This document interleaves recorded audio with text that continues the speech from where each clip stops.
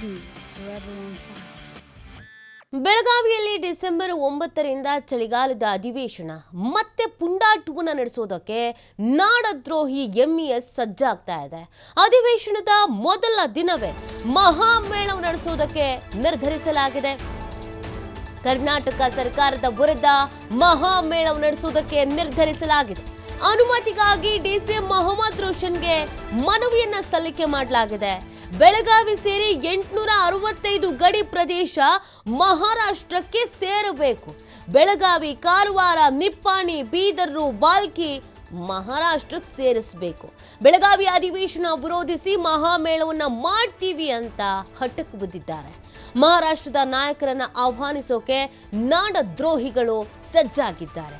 ಕಳೆದ 2 ವರ್ಷಗಳಿಂದ ಮಹಾಮೇಳವಿಗೆ ಬ್ರೇಕ್ ಅನ್ನ ಹಾಕಿತ್ತು ಜಿಲ್ಲಾಡಳಿತ. ಆದರೆ ಈಗ ಬೆಳಗಾವಿಯಲ್ಲೇ ಮಾಡ್ತೀವಿ ಅಂತ ಎಂಇಎಸ್ ಮಾಜಿ ಶಾಸಕ ಮನೋಹರ ಕಿಣೇಕರ್ ಹೇಳ್ತಾ ಇದ್ದಾರೆ. ನೋಡಿ, ಏನಾದ್ರೂ ಒಂದು ಪುಂಡಾಟಿಕೆ ಎಂಇಎಸ್ ಇಂದ ಇದ್ದೇ ಇರತ್ತೆ. ಅದು ನೆಮ್ಮದಿಯಿಂದ ಇರೋದಕ್ಕಂತೂ ಸಾಧ್ಯ ಇಲ್ಲ. ಯಾವುದಾದ್ರೂ ಒಂದು ಖ್ಯಾತೆ ತೆಗಿಬೇಕು, ಯಾವುದಾದ್ರೂ ಒಂದು ಕಿತಾಪತಿಯನ್ನು ತೆಗಿಲೇಬೇಕು ಅನ್ನೋದು ಇವರ ಉದ್ದೇಶ. ಇದೀಗ ಚಳಿಗಾಲದ ಅಧಿವೇಶನ ಬರ್ತಾ ಇದೆ. ರಾಜ್ಯದಲ್ಲಿ ಸಾಕಷ್ಟು ರೀತಿಯಾದಂಥ ಸಮಸ್ಯೆಗಳಿದೆ. ಚಳಿಗಾಲದ ಅಧಿವೇಶನದ ಬಗ್ಗೆ ಪ್ರಮುಖವಾಗಿ ಆ ಭಾಗದ ರೈತರು ಒಂದಷ್ಟು ನಿರೀಕ್ಷೆಯನ್ನು ಇಟ್ಕೊಂಡು ಕೂತಿರ್ತಾರೆ. ನಮಗೇನೋ ಅನುದಾನ ಬಿಡುಗಡೆ ಆಗಬಹುದು, ಪರಿಹಾರ ಸಿಗಬಹುದು, ಸಾಕಷ್ಟು ಯೋಜನೆಗಳನ್ನು ಜಾರಿಗೆ ತರಬಹುದು ಅಂತ. ಇವರು ಅದೇ ಭಾಗದವರಾಗಿ ಕಿತಾಪತಿ ಮಾಡೋದಕ್ಕೆ ರೆಡಿ ಆಗಿ ಕೂತಿದ್ದಾರೆ. ಮೊದಲ ದಿನವೇ ಆ ಕಿತಾಪತಿಯನ್ನು ತೆಗಿಬೇಕು ಅಂತ ಪ್ಲಾನ್ ಮಾಡ್ಕೊಂಡಿದ್ದಾರೆ. ಬೆಳಗಾವಿ ಅಧಿವೇಶನವನ್ನು ವಿರೋಧಿಸಿ ಮಹಾಮೇಳ ನಡೆಸಬೇಕು ಅನ್ನುವಂಥ ನಿಟ್ಟಿನಲ್ಲಿ ಪ್ಲಾನ್ ಮಾಡ್ಕೊಳ್ತಾ ಇದ್ದಾರೆ. ಅದಕ್ಕೆ ಮಹಾರಾಷ್ಟ್ರದ ನಾಯಕರನ್ನೇ ಆಹ್ವಾನಿಸಬೇಕು ಅಂತ ಕೂಡ ಈ ನಾಡದ್ರೋಹಿಗಳು ಸಜ್ಜಾಗಿದ್ದಾರೆ. ಅನುಮತಿ ಬೇಕು ಅಂತ ಡಿಸಿ ಮೊಹಮ್ಮದ್ ರೋಷನ್ಗೆ ಮನವಿ ಪತ್ರವನ್ನು ಕೂಡ ಸಲ್ಲಿಕೆ ಮಾಡಿದ್ದಾರೆ. ಇವ್ರ ಬೇಡಿಕೆ ಏನು ಅಂತ ಅಂದರೆ, ಯಾವಾಗಲೂ ಇರ್ತಲ್ಲ ಅದೇ ರೋಗ. 865 ಗಡಿ ಪ್ರದೇಶ ಮಹಾರಾಷ್ಟ್ರಕ್ಕೆ ಸೇರಿಸಬೇಕು ಅಂತ ಪಟ್ಟು ಹಿಡಿದು ಕೂತಿದ್ದಾರೆ. ಬೆಳಗಾವಿ, ಕಾರವಾರ, ನಿಪ್ಪಾಣಿ, ಬೀದರು, ಬಾಲ್ಕಿ ಎಲ್ಲ ಮಹಾರಾಷ್ಟ್ರಕ್ಕೆ ಸೇರಿಸ್ಬೇಕಂತೆ. ಸೊ ಅದು ಇವರ ಬೇಡಿಕೆ. ಆ ಹಿನ್ನೆಲೆಯಲ್ಲಿಯೇ ಒಂದು ನಾವು ಮಹಾಮೇಳವಂತ ಮಾಡೇ ಬಿಡ್ತೀವಿ ಅಂತ ಕೂತಿದ್ದಾರೆ. ಅದು ಕೂಡ ಬೆಳಗಾವಿ ಅಧಿವೇಶನವನ್ನು ವಿರೋಧಿಸಿ. ಸೊ ಇದಕ್ಕೆ ಸಹಜವಾಗಿ ಸಾಕಷ್ಟು ವಿರೋಧ ಅಂತೂ ವ್ಯಕ್ತವಾಗ್ತಾ ಇದೆ. 2 ವರ್ಷಗಳಿಂದ ಈ ಮಹಾಮೇಳವಿಗೆ ಬ್ರೇಕ್ ಬಿದ್ದಿತ್ತು. ಸೊ ಜಿಲ್ಲಾಡಳಿತದಿಂದ ಯಾವುದೇ ರೀತಿಯಾದಂಥ ಅವಕಾಶ ಕೊಡ್ತಾ ಇರಲಿಲ್ಲ. ಆದರೆ ಈಗ ಮತ್ತೆ ಅವಕಾಶ ಬೇಕು ಅನ್ನುವಂಥ ಮನವಿಯನ್ನು ಮಾಡಿಕೊಳ್ಳಲಾಗಿದೆ. ಬೆಳಗಾವಿಯಲ್ಲೇನೆ ನಾವು ಎಂಇಎಸ್ ಮಾಜಿ ಶಾಸಕ ಮನೋಹರ್ ಕಿಣೇಕರ್ ಹೇಳ್ತಾ ಇರೋದು, ಬೆಳಗಾವಿಯಲ್ಲಿಯೇ ಇದನ್ನು ನಾವು ಮಾಡೇ ತೀರ್ತೀವಿ ಅಂತ. 9 डिसेंबरला कर्नाटक सरकारचं अधिवेशन हे बेळगावला होऊ घातलेलं आहे.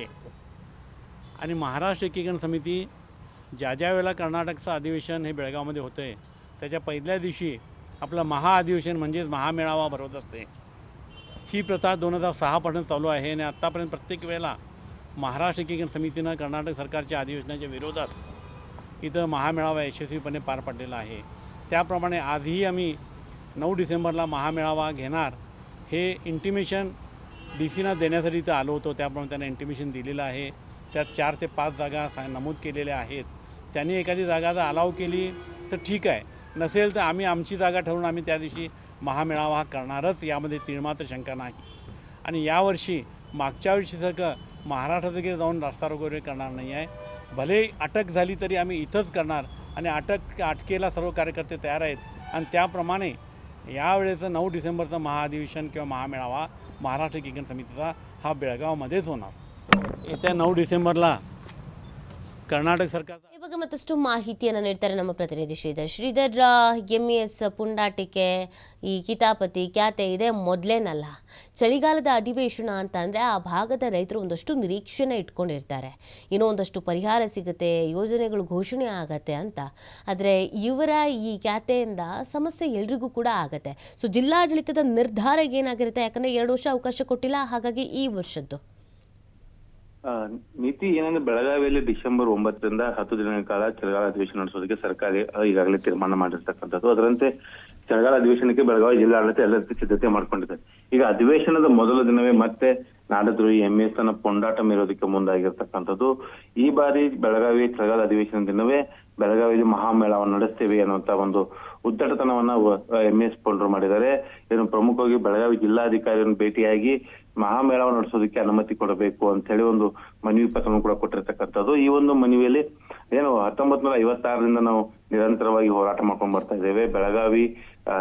ಬೆಳಗಾವಿ, ಕಾರವಾರ, ನಿಪ್ಪಾಣಿ, ಬೀದರ್, ಬಾಲ್ಕಿ ಸೇರಿದಂತೆ 865 ಏನು ಗಡಿ ಪ್ರದೇಶಗಳು ಈ ಪ್ರದೇಶಗಳು ಮಹಾರಾಷ್ಟ್ರಕ್ಕೆ ಸೇರಬೇಕು ಮತ್ತು ಗಡಿ ವಿವಾದ ಸುಪ್ರೀಂ ಕೋರ್ಟ್ ನಲ್ಲಿ ಇರೋದ್ರಿಂದ ಏನು ಬೆಳಗಾವಿಯಲ್ಲಿ ಚಳಿಗಾಲ ಅಧಿವೇಶನ ಮಾಡಬಾರದು ಅನ್ನುವಂತ ನಿಟ್ಟಿನಲ್ಲಿ ಮತ್ತು ರಾಜ್ಯ ಸರ್ಕಾರಕ್ಕೆ ಶಡ್ಡು ಹೊಡೆಯುವಂತ ಒಂದು ಏನು ಪ್ರಯತ್ನದ ಭಾಗವಾಗಿ MES ಒಂದು ಪುಂಡಾಟಕ್ಕೆ ಮುಂದಾಗಿರ್ತಕ್ಕಂಥದ್ದು. ಕಳೆದ 2 ವರ್ಷ ಕಾನೂನು ಸುವ್ಯವಸ್ಥೆ ಮುಂದಿಟ್ಕೊಂಡು ಪೊಲೀಸರು MES ನ ಒಂದು ಮಹಾಮೇಳಕ್ಕೆ ಅವಕಾಶ ಮಾಡಿಕೊಡ್ಲಿಲ್ಲ.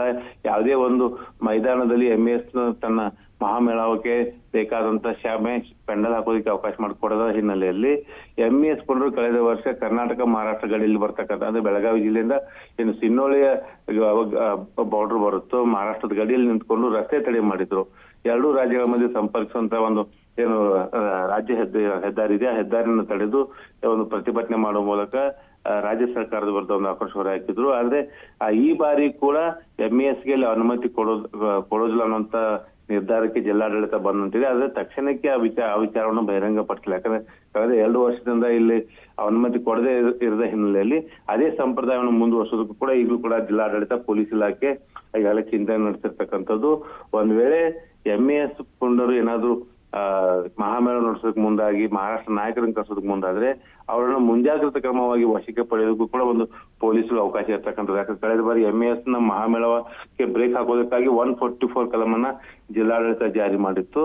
ಹಾಗಾಗಿ ಈ ಬಾರಿ ಕೂಡ ಅದೇ ಒಂದು ಏನು 144 ಕಲಂ ಜಾರಿ ಮಾಡುತ್ತಾ ಅನ್ನೋದು ಕೂಡ ಇನ್ನಷ್ಟೇ ಜಿಲ್ಲಾಡಳಿತದಿಂದ ಸ್ಪಷ್ಟವಾಗಿ ಒಂದು ತೀರ್ಮಾನ ಬರ್ಬೇಕಾಗತ್ತೆ. ಯಾಕಂದ್ರೆ ಇಡೀ ಸರ್ಕಾರದ ಆಡಳಿತ ಯಂತ್ರ ಬೆಳಗಾವಿಯಲ್ಲಿ ಇರೋದ್ರಿಂದ ಸರ್ಕಾರದ ಮಟ್ಟದಲ್ಲಿ ಇರ್ತಕ್ಕಂಥ ಉನ್ನತ ಅಧಿಕಾರಿಗಳು ಒಂದು ತೀರ್ಮಾನ ತೆಗೆದುಕೊಳ್ತಾರೆ. ಅಂದ್ರೆ ಪೊಲೀಸ್ ಇಲಾಖೆಯಿಂದ ADGP LLO ಆಗಿರ್ತಕ್ಕಂಥ ಅಧಿಕಾರಿ ಆಗಿರ್ಬೋದು, ಸರ್ಕಾರದ ಪ್ರಧಾನ ಕಾರ್ಯದರ್ಶಿ ಆಗಿರ್ಬೋದು, ಈ ರೀತಿಯ ಸರ್ಕಾರದ ಮಟ್ಟದ ಅಧಿಕಾರಿಗಳು ಈ ಒಂದು ಸಂದರ್ಭದಲ್ಲಿ ಪ್ರಮುಖ ತೀರ್ಮಾನ ತೆಗೆದುಕೊಳ್ಳೋದ್ರಿಂದ ಜಿಲ್ಲಾಡಳಿತ ಮತ್ತು ಪೊಲೀಸ್ ಇಲಾಖೆ ಸರ್ಕಾರದ ಗಮನಕ್ಕೆ ಈ ವಿಚಾರವನ್ನು ತೆಗೆದುಕೊಂಡು ಬಂದು ಮುಂದಿನ ನಿರ್ಧಾರವನ್ನ ಪ್ರಕಟ ಮಾಡಲಿದೆ ನೀತಿ.